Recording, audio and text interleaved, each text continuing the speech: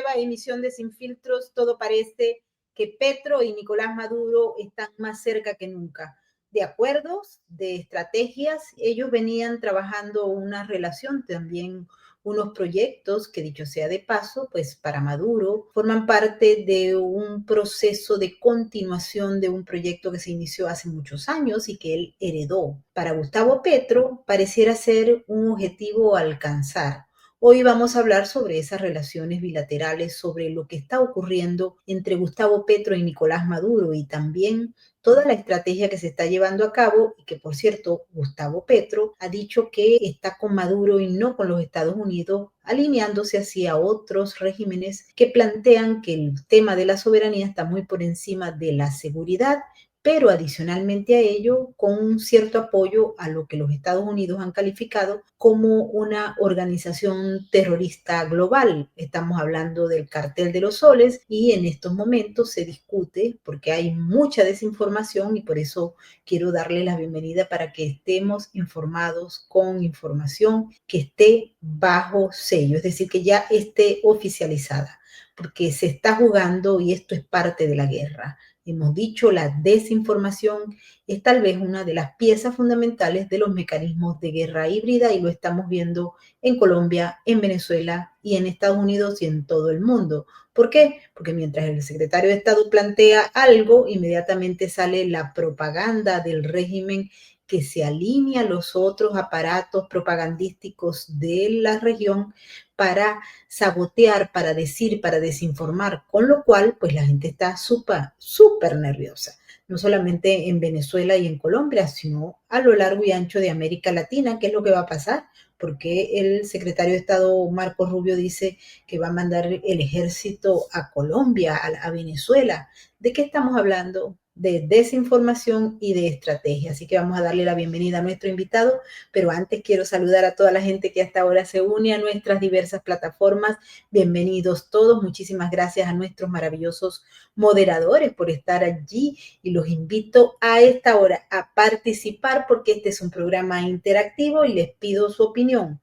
¿Ustedes creen que Gustavo Petro tiene una alianza ya establecida con el crimen organizado o con el terrorismo, es decir, con Nicolás Maduro, con el Cartel de los Soles? Miren, en este caso, por ejemplo, y ya le damos la bienvenida a nuestro invitado, ¿qué es lo que dice Diosdado Cabello cuando se refiere a Gustavo Petro? Presidente, y lo digo desde aquí con toda la responsabilidad que ha tenido la política contra las drogas en Colombia, del combate a las drogas. Anteriormente, cuando gobernaba Duque era un narcotraficante, productor de drogas. Bienvenido, Fernando Vargas Cuemba. Muchas gracias por estar con nosotros. Melbourne, buenas tardes. Muchas gracias por esta invitación y como siempre es un gusto poder compartir algunas ideas contigo. Estamos hablando de que Gustavo Petro tiene alianzas estratégicas, tú lo has explicado muy bien. Por cierto, invito a todos los que nos están viendo para que vean la serie Revelaciones y no se la vayan a perder. Le vamos a dejar el enlace en la descripción de este video para que ustedes vayan y disfruten porque es conocimiento, reflexión e historia. Pero te quiero preguntar primeramente, ¿qué es lo que tú piensas en relación a esa posición de Gustavo Petro justo al momento en que el gobierno de los Estados Unidos declara al Cartel de los Soles como una organización terrorista global y también se plantea a través del Departamento de Estado y o del Pentágono que va a haber una lucha en la que se puede utilizar eventualmente la fuerza militar? Petro le dice a los militares que defiendan a Maduro y no a los colombianos. Adelante. Melbourne, sí, este es un monstruo que tiene unas patas que hay que conocérselas bien. Estamos ante un fenómeno de un pulso internacional por una hegemonía mundial. O sea, esto no es tan solo nuestro, esto no es creernos el ombligo del mundo nosotros aquí entre Colombia y Venezuela, Melbourne. Sabemos todos, y tú más que nadie, que la suerte de Venezuela, la libertad de Venezuela se consigue solo tras la libertad de Cuba, por ejemplo. De manera que Cuba es un bastión desestabilizante en la región, en el hemisferio. Cuba es un bastión que no ha sido controlado por los Estados Unidos, que no ha sido ni siquiera limitado por los Estados Unidos. De manera que Cuba ha venido navegando tranquilamente, ha generado violencia en toda la región, en todo el hemisferio, desde Centroamérica hasta Sudamérica completa. No solo eso, Cuba ha generado violencia hasta en el África, en el Asia, o sea, sus tropas sí que han pasado fronteras creando, generando guerras, eso que llaman guerras subversivas de liberación. Por supuesto, Cuba es un bastión desde Fidel Castro, un bastión comunista. Un bastión comunista que ha contado con el apoyo de la Unión Soviética y también con el apoyo de China, pero también con nexos con el terrorismo islámico yihadista. Venezuela, que es fruto de la política internacional de Cuba y de la política intervencionista de Cuba en América, pues Venezuela tiene en este momento ese mismo apoyo, tiene apoyo que no es tan tácito, es un apoyo expreso, el de Rusia, el de China, no hablemos del yihadismo porque es evidente. Hay presencia de tropas extranjeras en Venezuela, que no son las de Estados Unidos, por supuesto. De manera que Venezuela se convirtió en otro motor desestabilizador de la región con el petróleo de los venezolanos, que es lo más triste, Mabel. O sea, empobrecieron el pueblo para, bueno, enriquecer una cúpula del cartel de los soles y toda esta cúpula corrupta, chavista, madurista, castrista en Venezuela, pero también para financiar campañas políticas, propaganda en América Latina, aún en Estados Unidos, en Europa, para ayudar a regímenes muy cercanos a ellos en el Asia. Es decir, Venezuela es un motor desestabilizador de Colombia, para ya adentrarnos un poquito en el tema, de Colombia directamente. Digamos que es que tenemos una frontera muy grande con Venezuela y una frontera que tiene 1000 elementos desestabilizadores a lo largo de la frontera. Tiene coca sembrada en miles de hectáreas, tiene un tránsito incontrolado de población de un lado al otro, tiene mercaderías incontroladas. Hombre, no es un secreto para nadie aquí en Colombia que hace, digamos que desde antes de Chávez, por supuesto, muchos colombianos tenían montado unos negocios con mercaderías venezolanas que estaban subvencionadas en Venezuela, que las traían a Colombia los colombianos y aquí las vendían a mejor precio, ganándose una buena plata. De manera que ese era un negocio que había en la frontera también. Pero ese tránsito de personas de allá, de aquí hacia allá y de allá hacia acá, eso nunca fue controlado. Imaginen ustedes Arauca. Arauca tiene grupos guerrilleros en ese momento, anteriormente el ELN, que tejieron socialmente una relación con la sociedad araucana y que no se sabía en realidad quién era quién en Arauca. Hoy en día se puede decir lo mismo. Hoy en día no se sabe muy bien cómo es esa unión del grupo guerrillero ELN con la clase política, social y económica de Arauca. Pero el grupo del ELN pasaba la frontera también a Venezuela y desde antes de Chávez, quiero llamar tu atención de nuevo, Melbourne, esto se veía desde antes de Chávez. O sea, Chávez es la consecuencia, ojo, no la causa de lo que Venezuela está sufriendo. Chávez es una consecuencia, Melbourne, y perdóname tener que decirte esto así, una consecuencia de una serie de gobiernos que fueron sembrando el socialismo poco a poco en Venezuela y fueron diezmando la capacidad productiva del empresariado venezolano. Por ejemplo, saber que nosotros en la época de Gaitán, en 1948, cuando asesinan a Jorge Eliezer Gaitán, un presidenciable también, que iba a la presidencia de la República de Colombia, un tipo odiado por la izquierda, por el comunismo en Colombia. El presidente Betancur de Venezuela vino a Colombia a sabotear la conferencia panamericana que se estaba inaugurando aquí en Bogotá el 9 de abril del 48 para la creación de la OEA, y vino aquí y le ofreció a Gaitán, le pidió a Gaitán el apoyo para sabotear esa conferencia donde en Bogotá estaba lleno de comunistas hemisféricos. Fidel Castro estaba aquí, ¿no? De manera que matan a Gaitán, pero Betancur estaba aquí fomentando. En el libro Memoria Histórica del Azar narramos cómo Betancur es consultado en una reunión también y él dice, hombre, pues Gaitán se opone a esto pues si se opone, corre su suerte, ¿no es cierto? O sea, estaban dispuestos a hacer lo que fuera con tal de sabotear la conferencia. Mira, Melbourne, entonces, cómo nos fuimos hasta el 48 para traernos aquí de nuevo a Chávez. O sea, esto no había, ¿no? Chávez, podemos decir, no es el primer presidente con tendencia socialista, ya los había tenido Venezuela, indudablemente, Melbourne, y entonces no podemos perder eso de frente. Igual le pasó a Colombia. O sea, Petro no es el primer presidente, como quieren pintarnos ahora, con tendencia socialista. No, Melbourne, aquí hemos tenido muchos gobiernos socialistas y más bien pocos gobiernos de derecha, con decirte que tal vez ningún gobierno ha sido plenamente de derecha. Aquí hemos tenido también un juego hacia el socialismo, aquí se le ha permitido que la izquierda se empodere con el narcotráfico. Hoy en día el narcotráfico es totalmente de la izquierda colombiana. Tenemos más de 350.000 hectáreas cultivadas de coca que generan miles de toneladas de cocaína al mundo, con un rendimiento económico impresionante, pero hoy, Melbourne, para llamar tu atención, hoy en día el precio del oro está disparado, está por las nubes, de manera que hoy en día puede ser posible que el mayor rendimiento de la izquierda y de ilegales y de los grupos armados al lado de las dos fronteras es la explotación ilícita de minerales, es la explotación ilícita del oro, lo que hoy en día le está generando más rendimiento y menos problemas que la cocaína.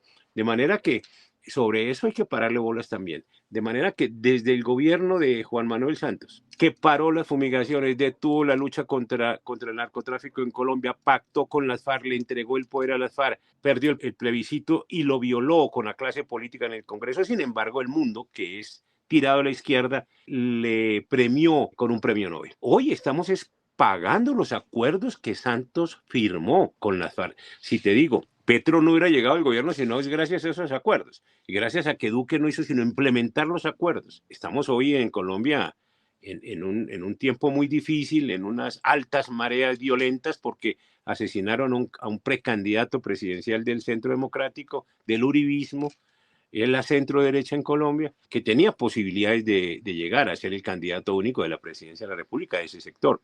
Y lo asesinan de la manera más infame, en el más absoluto, digamos, indefensión, porque un candidato de estos niveles, que fue primera lista del Senado votada, joven, con mucha posibilidad y con 2 escoltas, eso es absurdo. O sea, en un país tan violento como Colombia eso es absurdo. De manera que si hay una responsabilidad del gobierno, por más que Petro amenace con llevar a la cárcel, porque tiene su fiscal, a quien le diga que es el responsable del asesinato del senador Miguel Uribe. No, es que no necesita uno decirle que él es el responsable, es que la Constitución lo dice. Es que la Constitución Nacional, en su artículo 2, dice que las autoridades de la República están constituidas para garantizar la vida y honra y bienes a todos los colombianos. Para eso es que están las autoridades. Pero si las autoridades no cumplen con eso, pues las autoridades son responsables por omisión, al menos por omisión. Ya no además tocará probarlo, pero por omisión sí son responsables del asesinato de este señor y de todos los demás asesinatos que hay en Colombia. De manera que, volviendo al tema, mira cómo en el año 94 tal vez que Chávez sale de la cárcel. Recuerde que Chávez es golpista.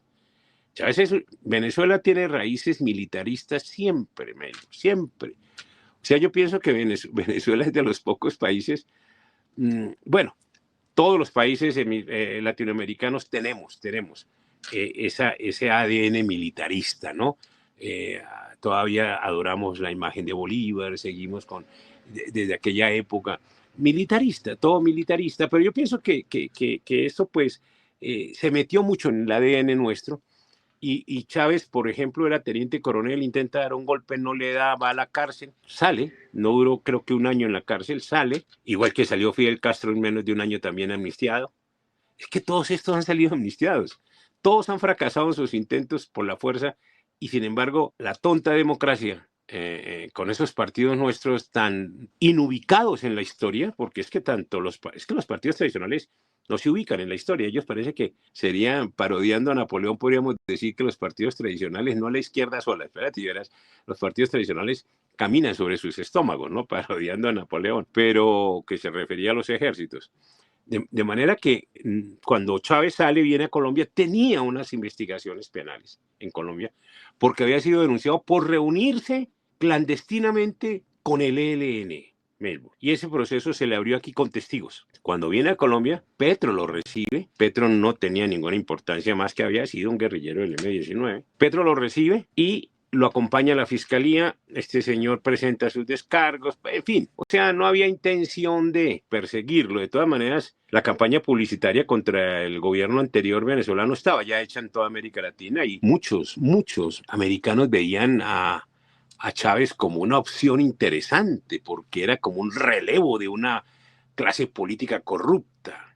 Hasta ahora es que conocimos qué es la corrupción verdaderamente política después de que llega Chávez al gobierno. Antes, pues sí, también es cierto, se robaban unas cosas, Melbourne, porque eso no se puede ocultar, pero es que ahora se roban hasta el hueco, o sea, no queda en nada. La izquierda es insaciable con el presupuesto de los países. Para redondearte esta introducción, esa amistad del M-19 con el chavismo viene desde Cuba, quiero decir. O sea, Cuba es director político y militar del M-19, el régimen castrista. El M-19 sale de las entrañas de las FARC, donde hicieron su escuela de guerrilla, pero todos permanecieron siempre bajo las órdenes estratégicas de Fidel. Y Fidel pues le hace la campaña propagandística muy bien montada a Chávez para que Chávez suba al poder. Allí queda un entendimiento perfecto entre Petro y Chávez, que no se puede concretar sino hasta después de la muerte de Chávez. Cuando Maduro llega al poder, porque Chávez lo señala como su sucesor, y Petro llega al poder en Colombia por vía democrática, que es lo más asombroso de unas elecciones donde aparecen 3 millones de votos que nadie alegó, porque el centro derecha a la media hora estaba aplaudiendo la victoria de Petro, que es sorprendente. Hoy se hacen los locos, ¿no? Pero aquí nadie discutió, como al menos en Venezuela se ha discutido y se ha demostrado que Maduro no fue transparente en la última campaña electoral. Aquí tampoco hubo transparencia, pero no la alegó ningún partido político. De manera que ahora que están los dos en el poder, ahora sí van a hacer lo que querían hacer, y es que quieren unificar estos dos países en un solo gobierno. Eso es evidente, y eso no es que sea nuevo tampoco. Sencillamente van a comenzar por esas uniones regionales en donde paradójicamente Petro le da órdenes a las fuerzas militares colombianas que saben que el ejército venezolano está a órdenes del narcotráfico, que saben que el ejército venezolano es lo más corrupto que hay en este momento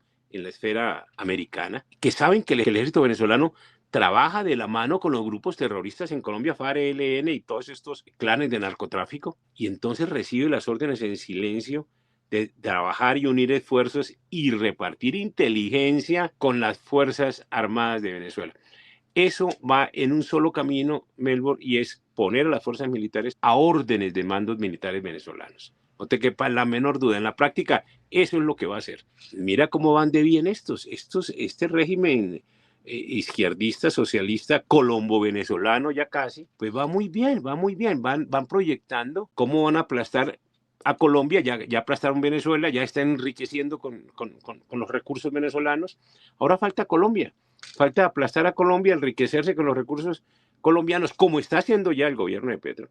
Porque esto es vergonzoso, la inmoralidad del manejo de la cosa pública, pero pues ya hasta perdimos la capacidad de asombro en Colombia, Melbourne, la perdimos en 3 años, ya uno no se asombra de todo lo que se roban. Esto es increíble, pero hay un gran problema, y es que el socialismo sabe repartir el presupuesto para mantenerse en el poder. Igual en Venezuela, igual en Colombia. O sea, lo que han hecho en Venezuela aquí lo están multiplicando. Aquí hay una cantidad de personajes violentos de fuerzas urbanas que están recibiendo $300 mensuales, $400 mensuales, en cantidades que no van a creer ustedes, sobre 100,000 personas, 100,000 jóvenes de estos entre 20 y 30 años, entre otros, el que le disparó a Miguel Uribe, formaba parte de ese equipo de 100,000 muchachos financiados por el régimen de Petro. Esto está mal en Colombia, estamos en una situación crítica. La verdad es que, vuelvo y te repito, Melbourne, como tú sabes y tus oyentes saben muy bien, tus televidentes, el comunismo sabe muy bien que se creó, que ellos saben muy bien que hay 2 maneras de someter a los pueblos, o por la fuerza o por el hambre. Y aquí nos llevan en este momento por el terror, tienen paralizado Colombia. La clase política dirigente que se llamaría oposición, en este momento está paralizada en Melbourne y es muy complicado porque estamos a 1 año de unas elecciones en Colombia. Esa es la situación fronteriza, esa es la situación política de Colombia. Fíjate que cuando planteas ese desarrollo cronológico, Fernando, aquí hay unos puntos que tampoco se aclararon porque en Colombia las instituciones no dieron, o al menos no han concluido. He visto que hay muchos colombianos que están optimistas, dicen, no, no te preocupes, Colombia no va a ser Venezuela, etcétera. Pero los informes y las denuncias que había, por ejemplo, de que el régimen venezolano había puesto dinero para que Petro llegara al poder. Hemos escuchado unos audios y volvemos con uno de los personajes que está siendo acusado por delitos de narcoterrorismo y que tiene una recompensa de 25 millones de dólares. Diosdado Cabello, pero él lo dijo hace aproximadamente unos 6 años. Estaba la competencia en Colombia entre Duque y Gustavo Petro. Y él dijo algo que llamó la atención, pero que al final nadie investigó. O se investigaron, se llevaron las cosas, pero nadie decidió nada. Lo mejor para Colombia fue que ganara Duque. Imagínate que hubiera ganado Petro. Ahora Petro no quiere saber nada del chavismo, Chávez le hiede, Nicolás es fu. No. Por eso es que no ganan y los pueblos los condenan. Por ser una, ¿cómo se llama eso? Un ñame pelado en un tobo de agua. No los agarra nadie. Unas guabinas. Llegan a hacer lo que son. Para acá vino una vez ese señor Petro a pedir apoyo para su campaña, para acá, para Venezuela. Y ahora los chavistas le hieden. Anda a comete un dulce, anda. En esta semana, cuando el gobierno de los Estados Unidos anda señalando que ellos son unos terroristas, dice lo contrario, Fernando. El único presidente, y lo digo desde aquí con toda la responsabilidad, que ha tenido la política contra las drogas en Colombia, del combate a las drogas. Anteriormente, cuando gobernaba Duque era un narcotraficante, productor de drogas. Él habla entonces, ahora, porque Petro los está apoyando, que Petro es el mejor presidente que lucha contra las drogas en Colombia. Te pregunto cómo está esto. ¿Hubo un cambio entre la política de Duque, la política del presidente Uribe y la de Petro ahora que pueda llevar a que un chavista diga esto? Amén de lo que nos recordó de que había ido a buscar dinero del chavismo para su campaña electoral. Maymor, de verdad, a esta gente no se le puede creer nada, absolutamente nada. Ellos son estrategas de la propaganda. De manera que cuando Petro muestra algún filo de enemistad con el chavismo, con el madurismo en Venezuela, en realidad no es que lo tenga, es que necesita aparentar para demostrarle a los colombianos que él no está entregado a la tiranía venezolana, para ganarse unos votos de opinión. Y si Venezuela le ayuda, como en este caso le ayudó, para criticarle su posición blandengue, suave, traidora con el régimen venezolano, pues eso le ayuda mucho más acá. Pero te recuerdo, es que eso lo hizo Juan Manuel Santos. Juan Manuel Santos era el ministro de Defensa y cuando era ministro de Defensa era públicamente enemigo de Chávez, pero públicamente enemigo de Chávez. ¿Por qué? Porque Colombia toda era enemiga de Chávez. Toda. Las fuerzas militares no querían saber nada del chavismo aquí en Colombia. Había una fuerte inteligencia en la frontera con Venezuela. Había un estado de alerta siempre en la frontera con Venezuela. Cuando Santos, Juan Manuel, el traidor de Colombia, sube al poder puesto por Uribe. De manera que cuando ya al otro día de la posesión, si no acaso el mismo día, es cuando nos avisa a los colombianos que tiene lo llamó así, mi nuevo mejor amigo, y aparece de brazo con Chávez.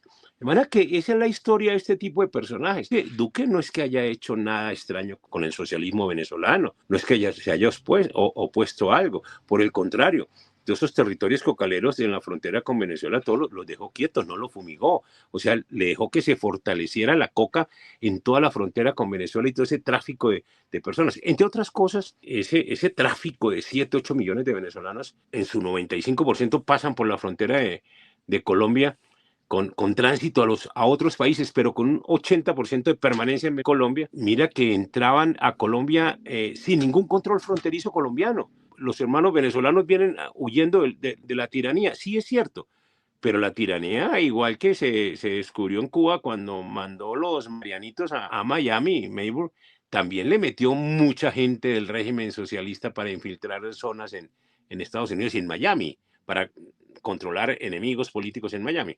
Aquí nos hicieron lo mismo, aquí nos metieron gente. Mira, aquí no sabemos cuántos fusiles venezolanos entraron por ese tráfico negro de migrantes en la frontera.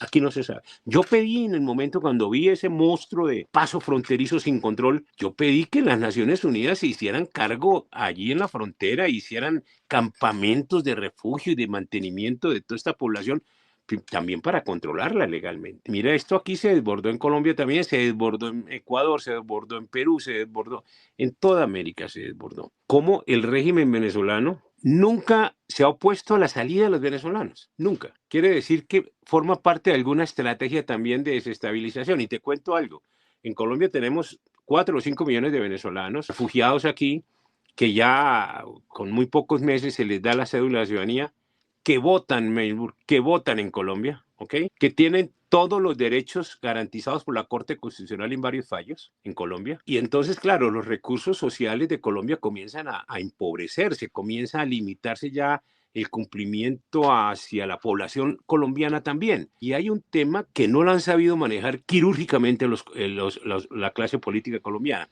Sí, claro, hay que ser muy solidario con aquellos que vienen sufriendo una tiranía comunista en el vecindario, correcto, pero no podemos ser ingenuos de dejar penetrar al territorio organizaciones ya que vienen preparadas desde Venezuela, que vienen ya con conexiones a Cuba, con conexiones a Irán, con conexiones que vienen aquí a meterse en La Guajira, en el norte de Santander, en Arauca, en las ciudades. Mire cómo el famoso Tren de Aragua creció ahora en estos últimos años y ha llegado a muchos países de América ya, hasta en Estados Unidos. De manera que eso genera un empoderamiento de la delincuencia, del narcotráfico, como si nos faltaran carteles en Colombia, no solo con los de México, sino ahora el gran cartel de la violencia venezolana es el socialismo, pero nos metió un grupo ilegal que es el Tren de Aragua para ponernos a hablar de otras cosas.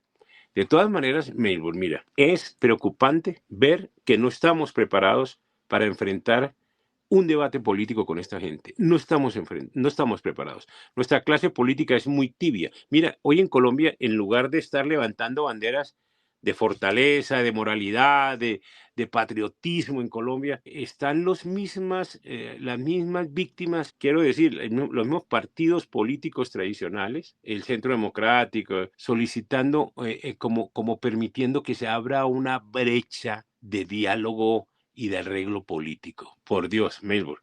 Entonces, en ese sentido ya han comenzado a poner una serie de candidatos en Colombia por encima de los candidatos tradicionales que venían trabajando desde el Centro Democrático, para que pongan como gran salvación de Colombia que nos unamos con los causantes de este daño, todos en una sola campaña, que para parar a Petro. Entonces, para parar a Petro, vamos a tener que votar por los que lo subieron. O sea, por esos liberales, por Barreras, por Benedetti, por Santos, No, por Dios, ¿qué nos están diciendo? O sea, así lo que terminamos es teniendo caras de bobos. Y fíjate que en Venezuela, perdona, yo te digo, pasó algo similar, y discúlpame con esta franqueza mía, porque es que los opositores a la tiranía socialista, chavista y madurista son afiliados también a la izquierda internacional socialista. Entonces uno dice, hombre, ¿cómo puede haber transparencia en estos procesos políticos cuando la oposición también milita en las mismas pasiones internacionales de la tiranía? O sea, aquí nos pasa lo mismo ya en este momento. Ellos son sabios en esto, seguramente generarán más violencia en estos días. Hasta ahora va a comenzar la campaña presidencial del año entrante, tenemos un año de campaña todavía por delante, seguramente habrá violencia, y seguramente habrá violencia con víctimas de ambos lados, óyeme bien, porque a ellos les importa nada tener que matar al que tengan que matar, aún de sus propias toldas, si con eso se victimizan y pueden hacer una excelente campaña política. Fíjate que en relación a eso te quería preguntar, porque hay versiones que, bueno, son hipótesis o pueden llamarse especulaciones, pero basadas en una serie de informaciones que están en la palestra. Por ejemplo, el caso del asesinato del senador Uribe, que es miembro o era miembro ya del Partido Centro Democrático. La sentencia contra el expresidente Uribe, que sin duda alguna puede impactar en el Partido Centro Democrático. Y ahora pues se especula que Pinzón podría enarbolar las banderas del Centro Democrático. Te pregunto porque diste muy bien en el clavo de cómo llegó Chávez y cómo se entronizó Chávez en el poder. Y estaba la descomposición de los partidos políticos tradicionales. En este caso en particular, ¿tú crees que la puntería va hacia la eliminación de ese partido del presidente Uribe, que había jugado un rol fundamental en el proceso político en los últimos tiempos, y al desmoronar ese modelo que podemos llamar clásico tradicional en la política partidista colombiana, puede abrirse los espacios y ahí en líneas abiertas, no solamente Gustavo Petro, sino cualquiera de los otros que está también esperando que se abra un espacio para prácticamente tomar el país por la izquierda, que ya está tomado en un porcentaje bastante elevado? ¿Qué crees tú que fue lo que ocurrió? Y si piensas que de alguna manera la eliminación del senador Uribe en los términos en que se hizo, que fue espantoso, puede impactar a ese partido político que ha ocupado, repito, un rol fundamental en los últimos años en la política colombiana. Melbourne, tu pregunta es la pregunta del millón. Es una pregunta muy bien elaborada. Yo quiero reconocerte eso porque es una pregunta que contiene los elementos estructurales del problema hoy en día. Es una pregunta que para contestarle hay que ser muy, muy sincero, muy honesto. Y yo voy a pasar por esa sinceridad y voy a tratar de absolverte en algo la pregunta. Mira, Uribe se ha cansado de decir varias veces que no es de derecha. ¿Cuál es el problema que tiene el expresidente Uribe con la izquierda radical en Colombia? Porque hay una izquierda radical en Colombia, hay una izquierda, digamos, democrática en Colombia, que sería un socialismo democrático, que sería, y discúlpame, mire lo que te voy a decir, que encarna en mi concepto Uribe, porque Uribe es socialista, él mismo ha sido presentado así desde hace muchos años atrás en reuniones políticas como el futuro del socialismo en Colombia, lo presentaban así hace 40 años.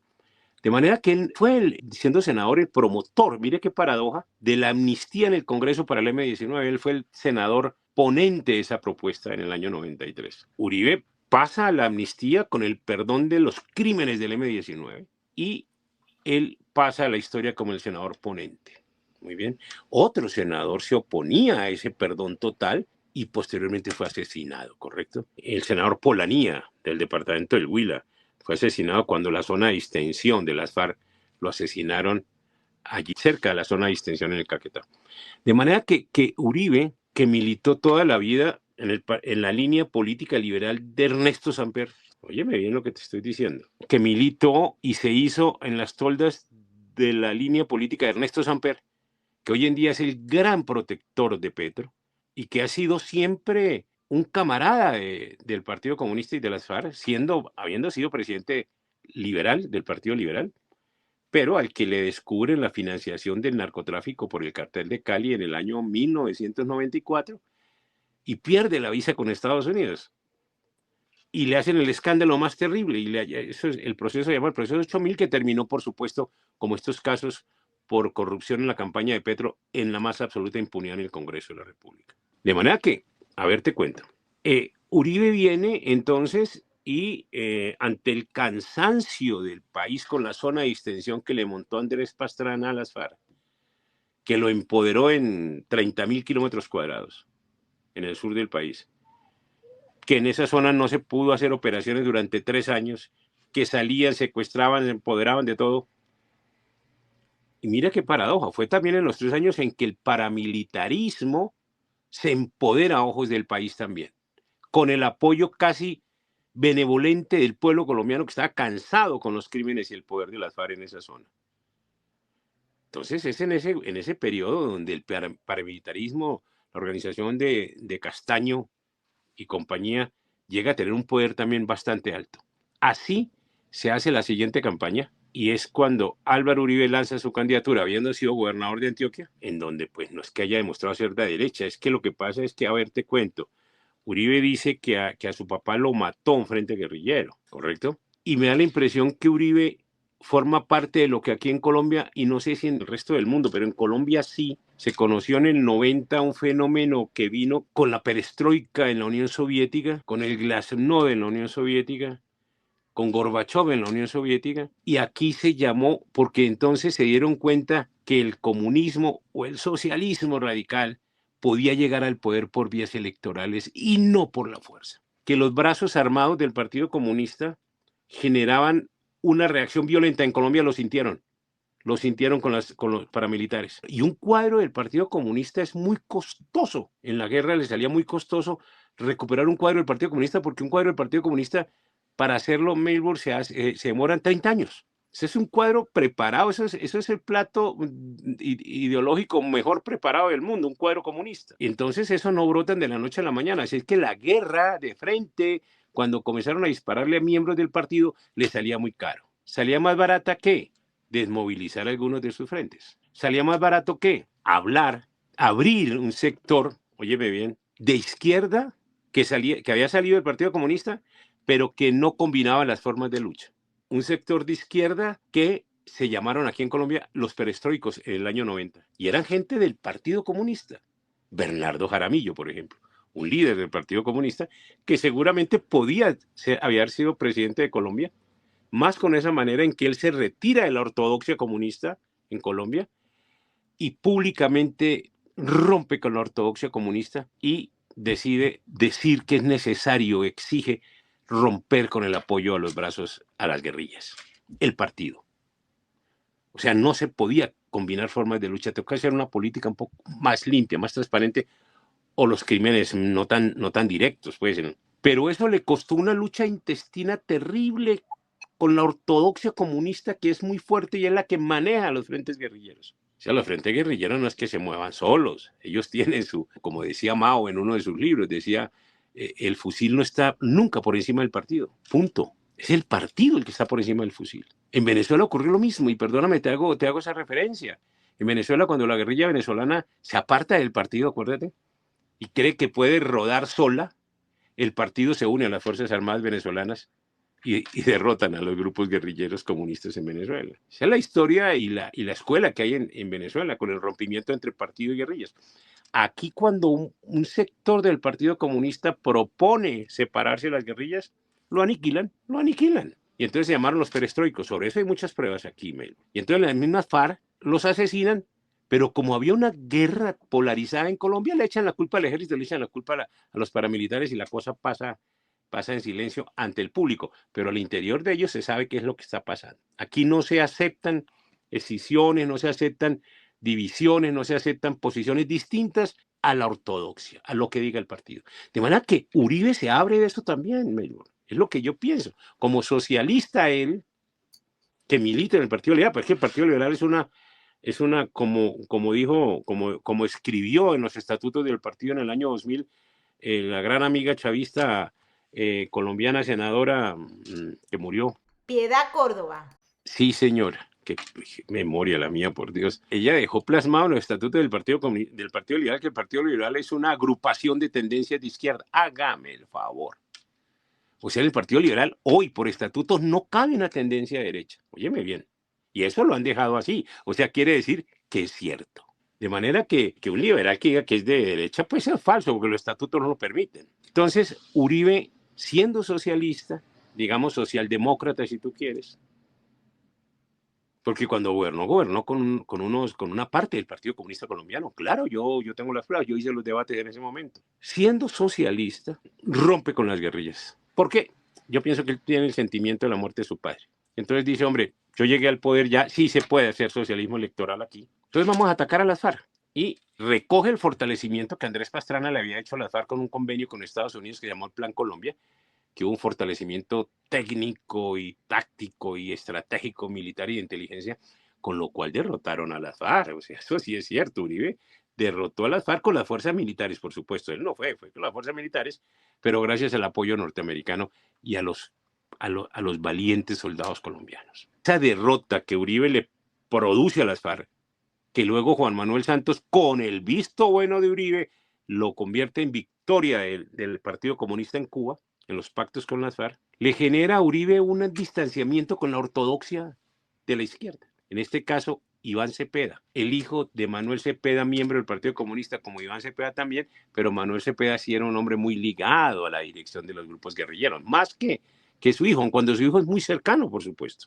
Ahí hay un rompimiento con un sector ortodoxo del Partido Comunista, que es el que hoy ha llevado a Uribe a los estrados judiciales y es el que ha logrado su primer condena en su primera instancia, ¿correcto? Pero su contraparte es la ortodoxia del Partido Comunista. No nos olvidemos de eso, ¿correcto? Es Iván Cepeda y lo que eso representa. Tenga razón o no tenga razón, es Iván Cepeda y lo que eso representa. ¿Verdad? Que Uribe le están cobrando el haber decapitado militarmente la cúpula de las FARC, el haber diezmado al ELN durante sus 8 años de gobierno, porque eso ocurrió con las fuerzas militares.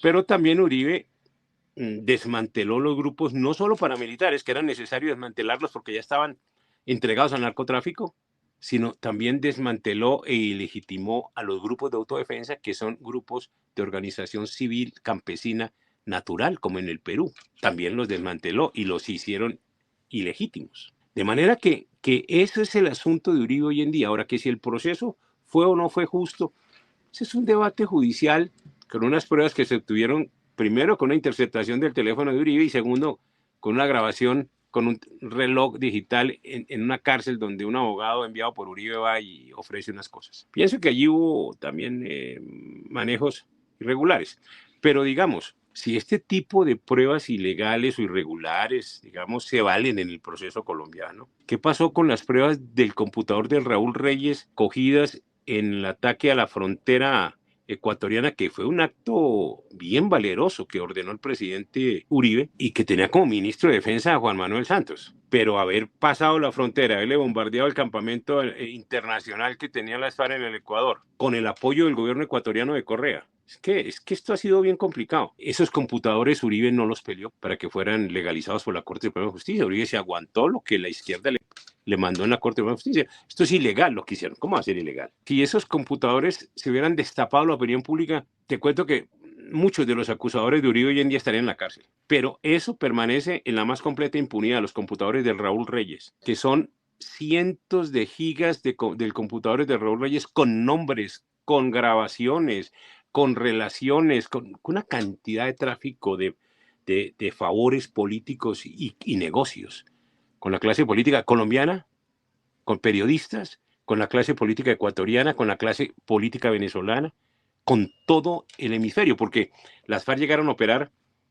Acuérdate que la hija del presidente Cuba fue asesinada por un comando de las FARC y las FARC llegaron a México y las FARC operaban por todo Centroamérica. O sea, estamos hablando de una transnacional del crimen. O sea, esto no es un juego. O sea, una cosa de estas solamente se puede frenar con la unión de gente muy decidida a enfrenar este tipo de crimen transnacional, con una unión también multinacional, que uno, por ejemplo, en este momento yo digo que bueno sería los gobiernos de El Salvador, de Argentina, Estados Unidos, Perú, encaminados en este sentido, en el sentido de hacer una fuerza multinacional para parar estas organizaciones criminales transnacionales que tienen a su favor todo el tráfico de narcóticos, todo el tráfico de recursos mineros, el tráfico de seres humanos, el terrorismo con que actúan. Esto no lo puede sanear ninguno así normalmente. Ahora dicen que Estados Unidos, claro, Estados Unidos está ofreciendo un platal por la cabeza de Maduro, pero es que en realidad de verdad lo que hay en Venezuela es una tiranía militar. Maduro es un pasajero más, pienso yo con todo respeto.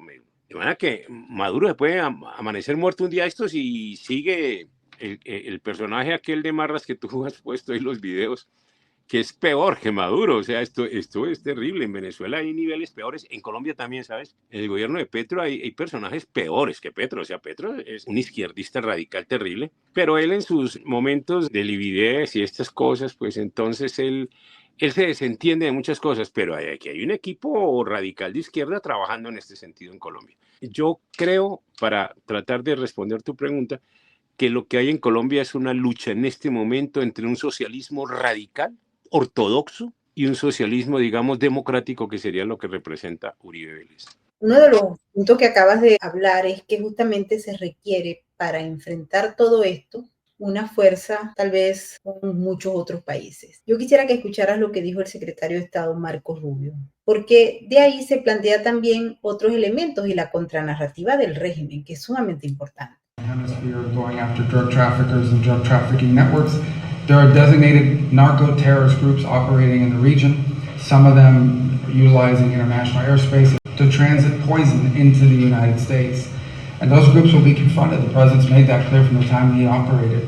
In specific, the question was about the... Está hablando en estos momentos de cómo el régimen venezolano se ha convertido en una estructura que va más allá de lo que se había planteado inicialmente. No es un gobierno, primero que todo, no es un Estado, sino una organización del crimen. Él habla de un imperio del crimen. Vaya palabra, el imperio del crimen. Y el señor Marco Rubio también plantea el hecho de que por años se ha venido estudiando, pero no se había acordado algo de esa naturaleza. The question was about the Cartel of the Suns, the Cartel de los Soles, which is a criminal organization that happens to masquerade as a government. The Maduro regime is not a government. It's not a legitimate government. We've never recognized them as such. Ellos no reconocen a Maduro sino como eso, como una organización, y el Cartel de los Soles como parte de ese imperio criminal. They are a criminal enterprise that basically has taken control of national territory of a country, and who, by the way, are also threatening U.S. oil companies that are operating lawfully in Guyana. So the president's been very firm. Anything that's a threat to the national security of the United States, he's going to confront. Ahí el secretario de Estado Marco Rubio también plantea, Fernando, el hecho de que no, Estados Unidos no lo va a reconocer, Estados Unidos lo está tratando como es, por eso se han hecho esas designaciones tan importantes de esta semana, pero que adicionalmente a ello, ellos tienen claro cómo lo van a atacar, es decir, cómo va ese proceso para atacar a un sistema que ha utilizado el Estado como una especie de capital del crimen. Muy importante esto, pero más allá de lo que dice el secretario de Estado, Diosdado Cabello les responde con un informe, Fernando, de la ONU, y de la ONU donde los investigadores no pueden ir a Venezuela a hacer ninguna investigación. Y él lo plantea de una manera que tenemos que hilarla bien para poder comprender la naturaleza de la narrativa. 166 toneladas salen por el Caribe colombiano, por La Guajira. Un 5%, que son 106 toneladas, en teoría deberían salir por lo que ellos llaman el Frente Oriental y Central del Caribe. Se refieren a Venezuela. 106 toneladas. Nosotros hoy llevamos llegamos a 52 toneladas de droga decomisada este año. Ya tenemos casi la mitad de lo que supuestamente debería salir. Ahora, la respuesta es esta. Cartel. Para ser considerado cartel, debe producir, debe procesar y debe ser tránsito, debe trasladarla. Ese informe de Naciones Unidas habla muy claro y dice que en Venezuela no hay producción de ningún tipo de droga, es territorio libre de producción. No hay laboratorios para el procesamiento de drogas en ninguna parte de Venezuela, territorio libre. Y ese informe dice que Venezuela no es tránsito.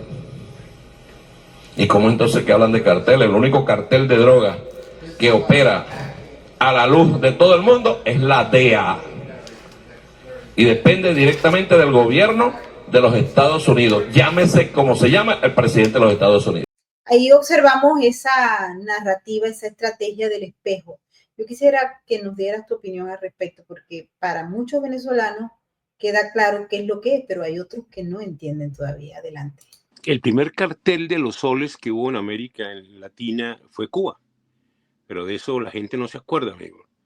Fidel Castro fue puente, no fue procesador de cocaína, ni nada. No, pero fue puente de una cantidad de envíos de cocaína desde Colombia que hacía Pablo Escobar, el cartel de Medellín,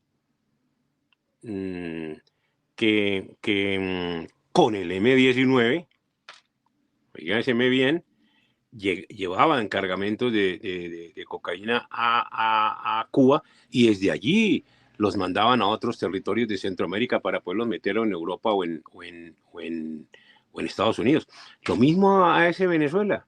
Ese cartel de los soles en Cuba, cuando se le cayó a Fidel toda la estantería que trataba de ocultar eso. Entonces le quedó fácil coger 3, 4 coroneles importantes, la Guardia y otros, y los fusiló, Maybor. Los fusiló casi que en transmisión en directo para beneplácito de todo el morbo latinoamericano. Ahora, ¿cómo van a ocultar el tránsito de narcotráfico, el narcotráfico de tránsito por Panamá también en aquellas épocas con Torrijos? El tráfico de drogas por Nicaragua con los revolucionarios sandinistas, a los que yo estoy ya seguro hoy en día de tanto leer y escuchar testimonios que la revolución nicaragüense no fue solo financiada con dineros del socialismo europeo, sino también con dineros del cartel de Medellín, de Pablo Escobar, porque es que Pablo Escobar, Nicaragua fue refugio de Pablo Escobar. ¿Y todo por qué? ¿Quién era el gancho generador de esas amistades con Torrijos y con Pablo Escobar? El M-19. El M-19, que era tan cercano a Pablo Escobar. Pues el M-19 fue el que asaltó el Palacio de Justicia para quemar todo el proceso de extradición. El M-19 hace un proceso de desmovilización política para lograr una asamblea constituyente en donde se prohibiera la extradición de colombianos para hacerle el favor a Pablo Escobar. Entonces mira cómo todo esto está conectado desde entonces hasta hoy en día. Ahora, cuando este señor se uniforma en Venezuela para dar apariencia de mando, mira pues, y entonces yo creo aquí entre nos, que es que Estados Unidos tampoco está actuando debidamente. El gobierno norteamericano no está actuando debidamente. Trump no tiene la información total o no está bien asesorado en este punto, pienso yo. Porque, mira, ¿qué hace Estados Unidos con esas amenazas y subiéndole precios por la cabeza de uno y del otro? En realidad, políticamente, les está haciendo una plataforma de fortalecimiento político ante el mundo. Sobre todo ante Europa. Acuérdate que Europa no tiene muy buenas querencias con Estados Unidos. De manera que en Europa le cae perfecto este tipo parado ahí diciéndole Trump y los gringos y que esto, que lo otro. Que... Ok, pero en América también. México es más tirado hacia Venezuela, si quieres políticamente, que hacia Estados Unidos, el gobierno mexicano. Nicaragua sigue siendo igual. Cuba ni hablar, pero ¿por qué Trump no le pone los ojos a Cuba? Es que es lo que yo no entiendo. O sea, quieren acabar con la cancha, como decimos aquí en Colombia, que es una enfermedad que le da a los perros, pero no quieren atacar la enfermedad en el perro. Entonces, aquí no se hace nada haciendo un relevo de gobierno en Venezuela con otro tirano de la misma calaña, mientras siga siendo sometido por Cuba y siga Cuba enriqueciéndose subrepticiamente con el dinero de los venezolanos y ya con el dinero de los colombianos, porque ya Colombia con Petro comenzó a mandarle también a Cuba una serie de negocios comerciales. Imagínate con qué va a pagar este hombre. Mientras no se toque el asunto de Cuba, Maybor, y tenemos que ser muy sinceros en eso, y alguien tiene que abrir los ojos a Trump en esto. Ahora, mientras no se toque la cosa de Cuba, Venezuela nunca va a ser libre. Pero nunca va a ser libre, porque es que Cuba sigue teniendo, después de Estados Unidos y Brasil, el tercer ejército poderoso de América. O sea, esto no es un juego, Maybor.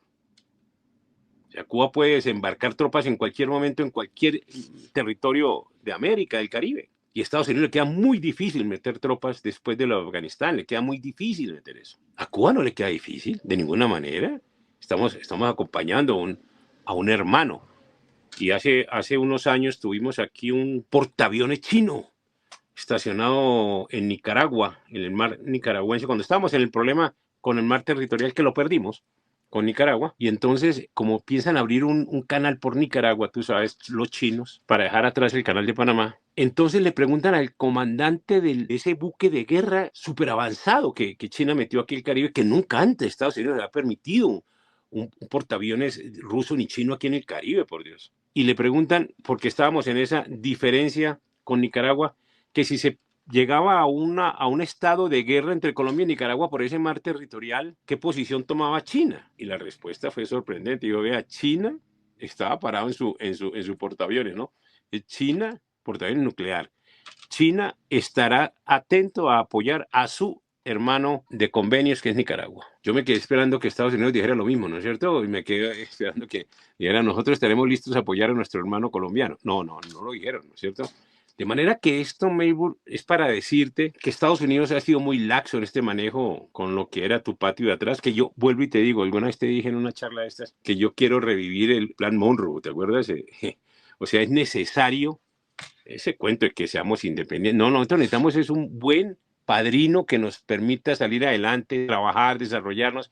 Y si ese padrino ha sido Estados Unidos, pues que sea Estados Unidos. No hay problema, que al menos nos deja jugar en democracia. Ok, pero Estados Unidos se desentendió de esto. Eso de decir que están llenos de generales corruptos, pues sí, pero no pasa nada. Si es que con Cuba no ha pasado nada, las sanciones económicas no le han hecho nada, por Dios santo. Mira, Melbourne, después del 11S, la OTAN hizo una reglamentación y un marco jurídico operacional para atacar a países que den asilo en sus territorios a grupos terroristas o que sean países que fomenten el terrorismo. Si Estados Unidos tiene el convencimiento, como lo tenemos todos, que el régimen venezolano es un sistema terrorista internacional que genera violencia en todo el hemisferio y que desestabiliza los gobiernos democráticos y que negocia a nivel mundial con narcotráfico, pues mira, Melbourne no tiene para qué estarlos denunciando ni estarle metiendo $5,000, ni 5 millones, ni 50 cada uno. Solo haga una operación quirúrgica, las que sabe hacer, y caiga donde tiene que caer y decapite lo que tiene que decapitar en una operación militar y libera a Venezuela de esta situación. Y que se llame elecciones nuevas y listo. Pero este tira y afloje no le conviene sino al socialismo venezolano, al socialismo colombiano. Mira, ya Petro está diciendo, si se meten con nuestros hermanos venezolanos, nuestras fuerzas militares saldrán en la defensa. Saben perfectamente que desembarco militar norteamericano no habrá. Entonces, Melbourne, la situación es crítica para Venezuela, para Colombia, para el hemisferio, porque seguramente se están generando otros factores de desestabilización en la región. Argentina está tratando de salir adelante en este momento, pero si llegan a atentar contra el presidente argentino, pues eso se regresa de nuevo. En Salvador ocurrirá lo mismo. Si atentan contra este presidente de El Salvador volverá de nuevo a tener un gobierno de izquierda socialista. Bueno, yo te voy a contar algo, Fernando, y es que en el caso de Bukele, viene del Frente Farabundo Martí para la Liberación Nacional. El padrino de Bukele es José Luis Merino, dicen que ex tesorero de la FARC, así que tampoco es que está muy diferente, ¿no? No, perdóname, no, es totalmente cierto. Lo que yo digo es que es la imagen que tiene, perdona, no me expresé bien, la imagen de Bukele en este momento es una imagen que es muy graciosa para la derecha del hemisferio y le cae bien a la derecha del hemisferio porque tiene metido en la cárcel un poco de bandidos que son los que en otros países están, digamos, tranquilos gobernando y tomándose las calles. Allí Bukele ha hecho lo que sabe hacer el socialismo radical, fíjate, tú tienes toda la razón, y es ser duro con los que quieren ser duros y seguir manejando su asunto político, porque la verdad es cierta, si fuera de este lado tan cierto, seguramente ya lo hubieran atacado mucho más como han atacado a Milei, por ejemplo. Pero digamos que tienes toda la razón, sería bueno que la gente que dejaras ahí en tu enlace algún link de conferencias muy buenas que hay sobre Bukele que aclara muchísimo su historia política, eso es cierto, amigo. No hay en el hemisferio ¿con quién hablar? Cada pueblo está solo viviendo su tragedia. Date cuenta, Venezuela sola viviendo su tragedia, Colombia solo viviendo su tragedia. Voy a contar una anécdota que es que nos cae perfecto aquí a los venezolanos, a los colombianos y venezolanos. Había un amigo que era un sinvergüenza impresionante, pero simpaticísimo, ¿verdad? Y entonces consiguió una novia muy sana, de buena familia también, pero muy decentica la novia. Y le propuso matrimonio y la china dijo que sí. Los amigos, yo estaba en esa reunión, le hicieron una despedida a este sinvergüenza amigo, simpaticísimo, pero un descarado total. Y le dicen, oiga, mire, fulano, no le haga ese daño a esta niña, hombre. Usted la va a poner a aguantar hambre, mano. Entonces el hombre se ríe, nos voltea a mirar y dice, ¿será? Sí, pero por ahí 1 mes o 2 meses, después se acostumbra. Mira la respuesta que nos dio este hombre y mira lo que pasa en Venezuela y mira lo que pasa en Colombia, mira lo que pasa en Cuba. Parece increíble, pero los pueblos se acostumbran, se acostumbran al maltrato, se acostumbran al hambre, se acostumbran a sobrevivir con el pan del día. O sea, eso es el pueblo. Eso lo sabe la izquierda muy bien. Pues la verdad es que yo creo que si el gobierno norteamericano en este momento con Trump no hace lo que tiene que hacer en el hemisferio, esto no tiene salida. No tiene salida como no sea un asteroide que mi Dios se acuerde de este medio mundo, porque si Cuba no conoce la libertad, Venezuela no va a ser libre y Colombia no va a tener nunca la paz. Nunca. De manera, Melbourne, que eso es en lo que estamos hoy en día y Colombia comenzó ya a hablarse de candidatos presidenciales que militaron en los gobiernos que causaron este desastre. el exministro Pinzón, fue ministro de Defensa del presidente que dijo que Chávez era su nuevo mejor amigo. O sea, aquí no hay nada por ese lado. Y es del liberalismo. O sea, vamos a terminar unidos con el mismo grupo liberal corrupto que subió a Petro al poder y que está gobernando en el Congreso con él, que se están enriqueciendo, entre otras cosas. De manera que no, esa no puede ser la salida. No puede ser la salida. Ahora, las bases del Centro Democrático son bases totalmente de centro-derecha, no te quepa la menor duda, las bases. Hay una candidatura clara de centro-derecha, que es la de la senadora María Fernanda Cabal, pero las otras candidaturas no son claras en ese sentido, y son candidaturas muy cercanas a Uribe.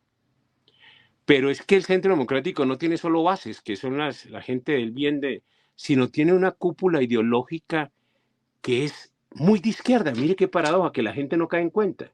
Y ahí hay una línea que era del MOIR, del Movimiento Obrero y Izquierdista Revolucionario Colombiano, que es muy cercano a Uribe, y Uribe tiene un gran asesor que era primo de Pablo Escobar, un miembro de la izquierda colombiana radical, que es José Obdulio Gaviria, y un equipo de trabajo de izquierda radical que son los que le hablan al oído a Uribe, y Uribe también es de tendencia socialista. Cúpula es una cosa y las bases son otras.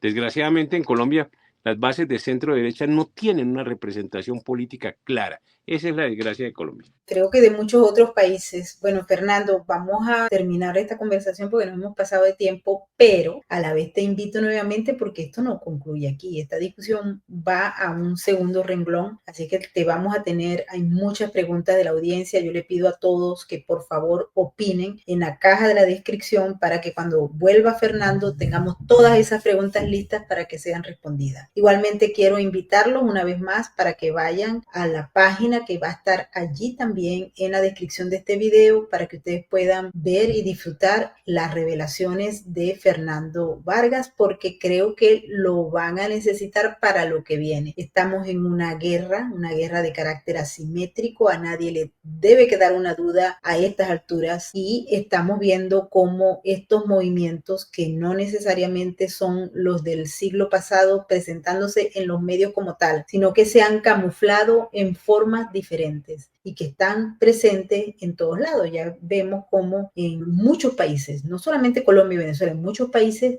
la derecha está infiltrada por gente que dice que es de derecha y no es de derecha, y que termina siendo una especie de puente para que vuelvan los socialistas o para perdonar a los socialistas. Ejemplos hay muchos, así que te quiero agradecer, Fernando, por haber estado con nosotros, invitarte nuevamente para que estés. Eybur, siempre es un gusto estar contigo, mil gracias y saludos a todos tus seguidores. Un abrazo, y también quiero agradecerle a toda la gente que nos ha acompañado en esta emisión. Ya ustedes vieron todo, es como una clase, un libro abierto en el que vamos revisando por décadas qué fue lo que pasó y qué es lo que tenemos. Ustedes no deben estar pesimistas, todo lo contrario, deben prepararse, entender, comprender y estudiar para estar muchísimo más en capacidad de hacer frente a lo que viene. A lo hecho pecho hay que hacerle frente, por eso los invito a llenarse de energía y de buenas ganas para seguir en la lucha. Los invito para que no bajen la guardia y para que mantengan el entusiasmo y la esperanza, porque no vamos a abandonar esta lucha.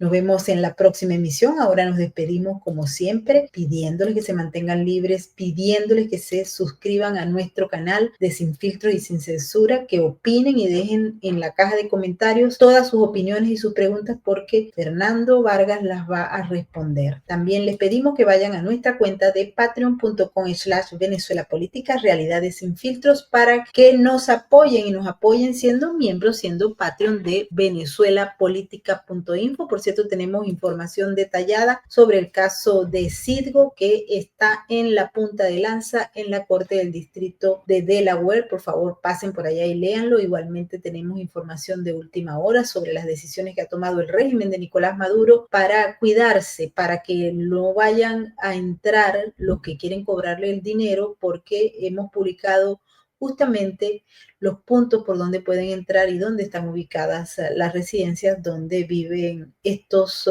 presuntos, digámosle así, criminales, miembros del Cartel de los Soles. Ahora sí nos vamos, y nos vamos como siempre con el mensaje de la RAC, porque recuerden que juntos salvamos vidas. Chao, chao, y nos vemos en la próxima emisión. Mil gracias a nuestros maravillosos moderadores y a todos los que participaron en el superchat. Nos vemos prontito. Chao, chao. Su mirada no conoce de estadísticas. Aún así, millones de ellos padecen una cruda realidad. Su lealtad es inquebrantable, aunque no haya nadie con quien compartirla. La diferencia la haces tú. Adopta, esteriliza, colabora. Red de Apoyo Canino.